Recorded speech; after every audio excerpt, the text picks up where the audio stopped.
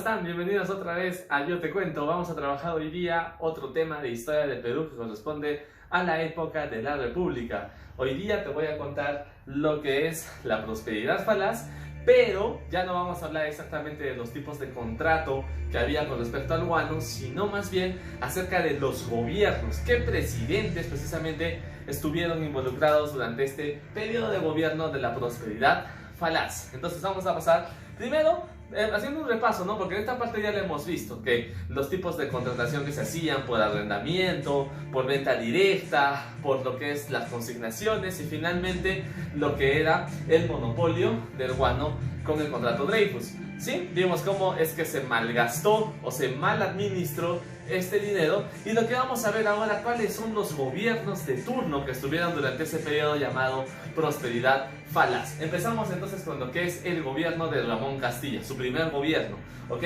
Entre los años 1845 y 1851, el presidente Ramón Castilla gana las elecciones y de esa manera inicia precisamente este contrato por consignaciones.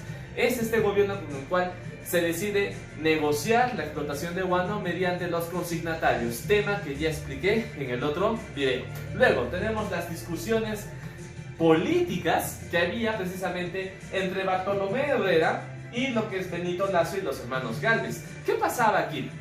Se habla acerca de una doctrina con respecto a si es que los analfabetos tienen que votar o no tienen que votar. Esa es una cuestión, un dilema, un debate que Bartolomé Herrera decía: la soberanía de la inteligencia, solamente los que saben leer y escribir deben votar. Pero por otro lado, en contraparte, se encontraba Benito Lazo y los hermanos Gálvez, quienes decían que debería haber una soberanía popular, es decir, que los analfabetos también tienen derecho al voto. Siguiente. Aquí es cuando ya se establece de forma definitiva cuánto de ingreso y cuánto de egreso estamos teniendo, y por lo tanto, como nación, como Estado, ver cuánto dinero tiene en el bolsillo el Perú. Es decir, tenemos primera vez, ¿qué cosa? Nuestro primer presupuesto de la República, ¿ok? A pesar de que el guano es la época del guano, del boom del guano, es el recurso más vendido y explotado, ahí se empiezan a descubrir también las propiedades del salitre. Salitre que el Perú precisamente tenía en su zona sur. Entonces ya se empieza la renta de este mineral, que también va a ser producto de contiendas más adelante. Será la ley de consignación de la deuda interna. Para lograr la independencia de nuestro país, se había hecho préstamos de personas que vivían en el Perú, que habían prestado, financiado la guerra de independencia, y que ahora, con esta ley de consolidación de la deuda interna, habría que pagarles, ya que sea un préstamo, ¿no? Sí, obviamente hay que pagarles con los intereses debidos. Esta ley traería problemas más adelante. Ley de migración china. Sobre todo esto, para los hacendados era pues bienvenido. Los chinos culíes llegados al Perú en la época del gobierno de Ramón Castilla llegaron como mano de obra barata, yo diría baratísima.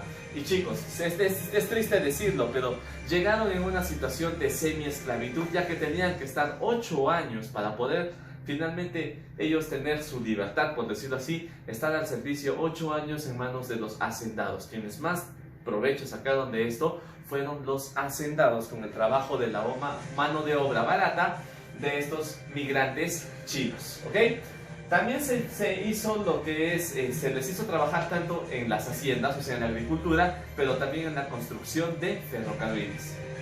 Se dice que durante el gobierno de Castilla se vio cierta modernización, sobre todo en la capital, con lo que es la construcción del primer ferrocarril, no del Perú, sino de toda Sudamérica. El primer ferrocarril de Sudamérica estaba en Lima, y era el ferrocarril que unía Lima con Callao. Durante el gobierno de Castilla también se da una carrera armamentista para no quedarse atrás con respecto a otros países sudamericanos. Es por eso que acá se le atribuye a Ramón Castilla un dicho que decía: si Chile compra un barco, el Perú va a comprar 2. O sea, había una competencia por saber qué potencia o qué país tenía mayor armamento. Pasamos ahora a hablar del gobierno de José Rufino Echenique. Chicos, este es un gobierno que probablemente nos va a dar un poquito de cólera. ¿Qué va a pasar aquí? Echenique llega al poder de mano de Castilla, o sea, era el candidato que Castilla quería poner en el poder. A pesar de eso, tuvo que enfrentar para ganar las elecciones tanto a Manuel Ignacio Vivanco y a Domingo Elías. Finalmente, Echenique gana las elecciones en aquel año 1851. Una vez en las elecciones, Echenique continuó con las políticas de Castilla, ¿no? Es algo continuista, había cierta estabilidad y cierta prosperidad. Se está viviendo la era del guano. Sin embargo, va a haber unos problemas. Vamos a ver primero algunas obras. Se construyen otros ferrocarriles a lo largo y ancho del Perú. El más conocido de todos, el que une Tacna con Arica. Luego, aquí también hay migraciones, chicos, pero ya no de chinos y ya no en calidad de trabajadores o semiesclavos. Desde una perspectiva, podría decirse, racista, se creía que la prosperidad, se creía que el desarrollo lo tenían la gente blanca, y por eso se promovió la migración de alemanes, austríacos e irlandeses a nuestro territorio y enviarlos a las zonas donde no se ve ese desarrollo precisamente. La presencia de estos migrantes en zonas de la selva, como por ejemplo Posuso en la selva central, motivó que precisamente haya una colonia y hasta la fecha descendientes de ellos viviendo ahí. Vamos a tener un tratado de navegación libre en el Amazonas. Echenique realiza un tratado, esto con Brasil, es el tratado Herrera da Ponte Ribeiro.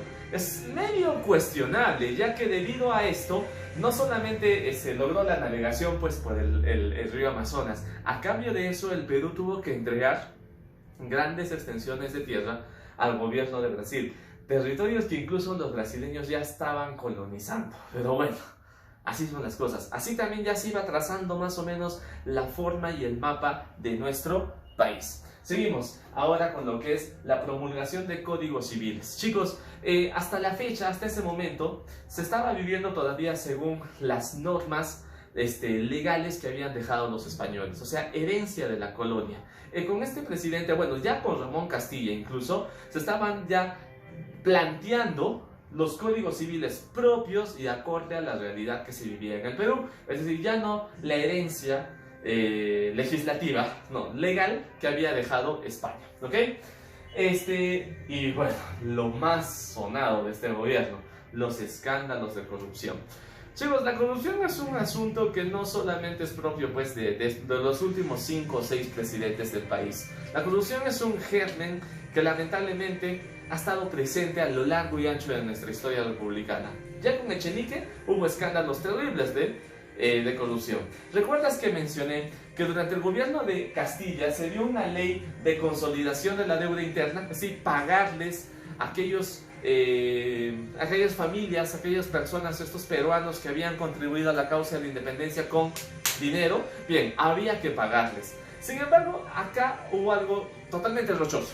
Echenique empezó a pagar, sí, a consolidar la deuda, pero se suponía que la deuda no debería, según palabras de Castilla, eso será pues unos 5, 6, máximo 7 millones de soles. Pero resultó que de la noche a la mañana aparecieron un montón de personas diciendo que el Estado les debía plata por la causa de la guerra de independencia. Y Echenique estaba entregando dinero así nomás y entregó más de 20 millones de soles. Obviamente aquí había un escándalo terrible de corrupción, tratos por debajo de la mesa y en beneficio de otros con dinero que era del Estado, con dinero que era del guano. Entonces ya ves cómo se estaba malutilizando este guano. Una de las razones que mencioné en la clase y en el video anterior fue que un porcentaje de estos ingresos por el guano se utilizaron para el pago de la deuda, tanto interna como externa. Pero los casos de corrupción durante el gobierno de Echenique se estaban dando por los pagos en la deuda interna. Y otras cosas más, como por ejemplo la licitación de obras, se hacían en beneficio de las personas que a él se le daba la gana escoger y no eran realmente justas. Siempre, obviamente, todo favorcito tiene que ser bien pagado. Era un corrupto. Y ante este escándalo, Ramón Castilla, que fue el que precisamente lo puso a él, prácticamente hizo propaganda para él, para que gane las elecciones, Ramón Castilla, indignado, dijo: vamos a hacer una revolución liberal para restaurar la democracia. Y así, chicos, iniciaría con la Revolución Liberal de Castilla y el triunfo sobre las tropas de Echenique en la batalla de La Palma iniciaría el segundo gobierno de Ramón Castilla, del 55 al 62. ¿Qué pasa durante este gobierno? Él había prometido que todos aquellos que a los esclavos negros ayudarles en la lucha contra Echenique y también a los indígenas les iba a dar ciertos beneficios. Y sí, sí los cumplió. Por ejemplo, debido a que gran cantidad de indígenas apoyaron la Revolución Liberal de Castilla, se abolió el tributo indígena. ¿Qué cosa era el tributo indígena? Era un tributo que los indígenas pagaban desde la época de la colonia. Y a pesar de que el Perú ya era una república y un país libre, los indígenas, que a pesar de que también son peruanos, estaban pagando un tributo, una contribución personal, como le decían. Y bueno, el tributo fue abolido. Y los esclavos fueron liberados, se les dio la manumisión. Por lo tanto, acá sí hay un aspecto, podría decirse, social y económico favorable a estos dos grupos. Se dio una nueva constitución, una constitución liberal, la del año 56, pero los conservadores reclamaron esto y para no tener problemas con ellos se llegó a un acuerdo, crear una constitución moderada, ni liberal ni conservadora, sino moderada. Es la Constitución de 1860 y es la constitución más larga que hemos tenido en toda nuestra historia como República del Perú, ya que durará hasta el año 1920, es decir, estamos hablando de 60 años que estuvo vigente esta constitución, y durante el gobierno, durante el oncenio de Leguía, ahí es cuando este personaje lo va a cambiar por una nueva constitución, ¿ok? Entonces acá podemos ver una imagen precisamente de la manumisión de los esclavos. Durante el segundo gobierno de Ramón Castilla se dio la Compañía de Consignatarios Nacionales Los Hijos del País. ¿Qué significa esto? Que el sistema de consignaciones que durante su primer gobierno él ya había establecido, ahora también va a beneficiar sobre todo, ya no tanto a los extranjeros, sino a consignatarios peruanos, hijos del país, como lo dice. Beneficiar a nuestra propia gente, por decirlo así. Cuando se terminaron los contratos con los ingleses y con otras casas extranjeras, prácticamente el guano se lo quedaron solamente los consignatarios peruanos. Ten en cuenta esto para otro tema que vamos a ver. Hubo un conflicto con el Ecuador, sí, por concesiones territoriales que los ecuatorianos estaban dando a los ingleses. Es decir, para pagar o de alguna manera consolidar la deuda externa que tenía Ecuador, les estaban entregando territorios a los ingleses, pero que eran de Perú, ¿no? Bueno, vivazos, no sé cómo llamarlo, pero la cuestión es que el Perú obviamente reclamó, Ecuador tuvo que afrontar una guerra contra el Perú, guerra que por supuesto perdió y que finalmente se terminó con el Tratado de Mapasingue. Políticas educativas durante el gobierno de Castilla, sí, muchas políticas educativas, como por ejemplo la creación o la división de la educación en lo que es primaria, secundaria y superior. Era muy importante para Castilla el ámbito educativo y también podría decirse ya crear un conocimiento científico y geográfico sobre todo del Perú, ya que aquí aparece por primera vez un mapa. Por fin teníamos un mapa, tener una idea de cómo es nuestro territorio a pesar de que no está totalmente explorado. Primer mapa de la República creado por Paz Soldán. Y finalmente cuando termina el gobierno de Castilla es elegido San Román. Pero por causas naturales solo gobernó unos meses y en el año 1863 falleció. En ese año llega al poder su vicepresidente, que era Juan Antonio Pezet. Pezet asume la presidencia, pero justo en ese momento se le acercaba una amenaza. España en el año 1865 y en el 66 sobre todo empieza a tener relaciones malas con el Perú. Empieza la guerra con España, ¿sí? ¿Qué sucede? Hay pretextos para esta guerra. La más importante es el incidente de Talambo. En el incidente de Talambo hubo un altercado, ¿sí? Se fueron a las manos lamentablemente y se le acusó a un hacendado peruano de haber acabado con la vida de un trabajador español. Justo habían unas embarcaciones españolas que estaban por ahí, por el mar, y utilizaron como pretexto este acontecimiento, la muerte de este español, para investigar supuestamente qué había pasado, ¿sí? Pero cuando quisieron hacerlo, el gobierno peruano rechazó esa medida, ya que Perú no era colonia de España, pero los españoles parece que se les había olvidado ese aspecto. Una expedición científica entonces se apoderó de las islas de Chincha. ¿Cuáles eran las verdaderas razones y por qué España estaba haciendo esto? España buscaba recuperar su alto nivel económico, ese nivel económico que lo había convertido en una gran potencia en los siglos XV y XVI, quería recuperar. España aún se negaba a aceptar y a la pérdida de sus colonias aquí en Sudamérica. Y también ambicionaba, por supuesto, el guano peruano. Recuerda que estamos en la prosperidad falaz. Entonces, para evitar problemas con los españoles, el presidente Peset decidió llegar a un acuerdo con ellos y se firma un tratado que fue calificado de vergonzoso, el Tratado Vivanco-Pareja, que consistía en que a los españoles se les tenía que pagar una indemnización económica por los malos entendidos que había habido. También nos comprometíamos a pagar la deuda por la independencia, deuda que habíamos contraído con la firma de la capitulación de Ayacucho en 1824. Bueno, y que no se había pagado, y Peset estaba dispuesto a pagar. Este contrato fue totalmente mal visto por la gran parte de la opinión pública peruana, pero su máximo detractor fue Mariano Ignacio Prado, quien inició una rebelión en Arequipa, que siempre va a estar constantemente siendo el inicio de las rebeliones en toda la historia del siglo XIX y parte del XX de la historia del Perú.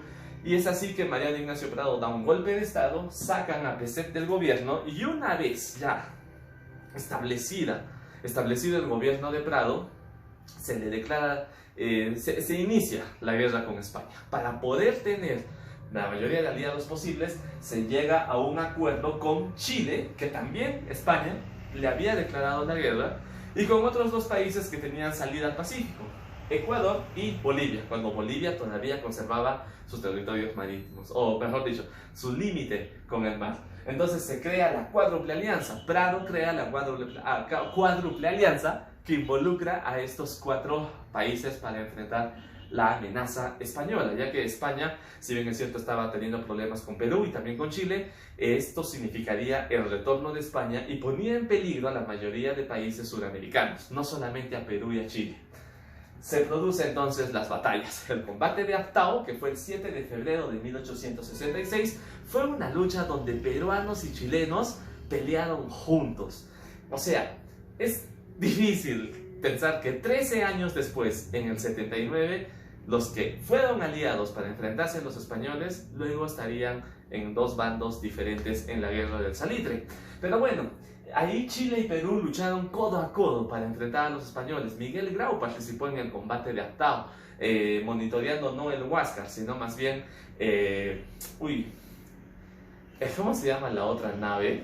Bueno, ya, ahorita no me acuerdo, pero no era el Huáscar, ¿ya? Era otra nave que Miguel Grau estaba precisamente ahí manejando. Y se enfrentaron, y después de este combate, los chilenos fueron bombardeados en el puerto de Valparaíso, ¿sí? Luego de que la flota española bombardee Valparaíso, se decidieron venir al Perú y bombardear nuestro puerto, el Callao. ¿Qué día fue ese? Fue el día 2 de mayo, y acá se va a realizar el famoso combate del 2 de mayo, donde el puerto del Callao fue bombardeado. 7 embarcaciones españolas se enfrentaron a 5 peruanas, y chicos, la población civil, la gente de Callao, los chalacos, muchos de ellos, incluso jovencitos, se enlistaron en las Fuerzas Armadas para poder defender el territorio. Fue realmente un suceso increíble.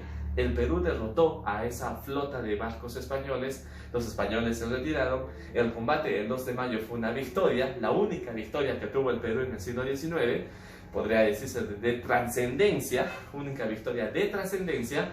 Y eso sí, hubo un mártir, un héroe mártir, que fue el señor José Gálvez, que actuaba como ministro de guerra del presidente Prado, ¿sí? Él era el ministro, pero al mismo tiempo estaba ahí presente durante los combates. Lastimosamente, uno de los cañones apuntó a la torre donde se encontraba, y en la explosión él y muchas otras personas murieron.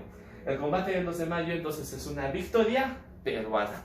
Después del combate del 2 de mayo, acá tenemos una imagen precisamente de este combate, acá está, en el puerto del Callao. Vendría, para terminar esto, el gobierno de José Balta.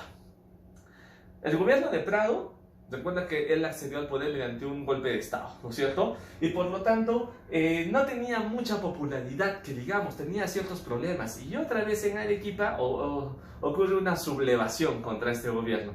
Ante este evento y la crisis, a Prado no le queda de otra que dimitir, es decir, renunciar a su gobierno. Se convocan elecciones y gana el presidente José Balta, ¿ok?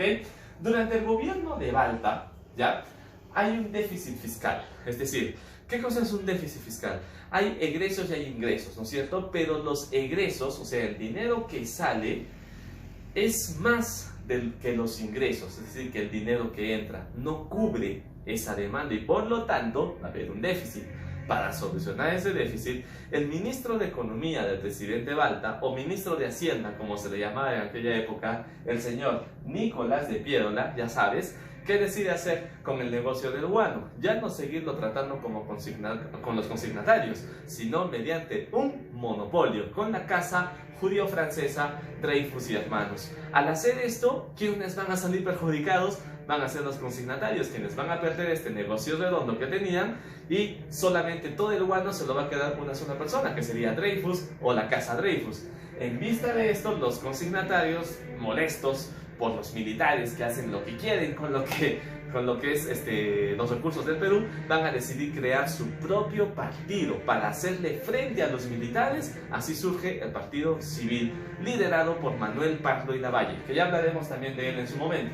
El gobierno de Balta se caracteriza por una política ferroviaria. Él dice que el progreso y el desarrollo, la modernización del Perú se encuentra en la construcción de ferrocarriles. Y se siguen construyendo ferrocarriles, ya que una vez monopolizado el guano, hay ingresos económicos muy fuertes. Y aquí, chicos, vamos a tener, por ejemplo, nuevos ferrocarriles como el de Tacna, que une con Arequipa, y el de Lima con La Oroya. Estos ferrocarriles fueron encargados al empresario norteamericano Enrique Meix. ¿Cuál era el problema? Ya lo hemos visto en la otra clase. Los ferrocarriles no eran de muy buena calidad, estaban en mal estado y muchos de ellos quedaron inconclusos. En 1871, como te dije, Manuel Pardo y Lavalle, que había creado su partido político, el Partido Civil, gana las elecciones en 1872.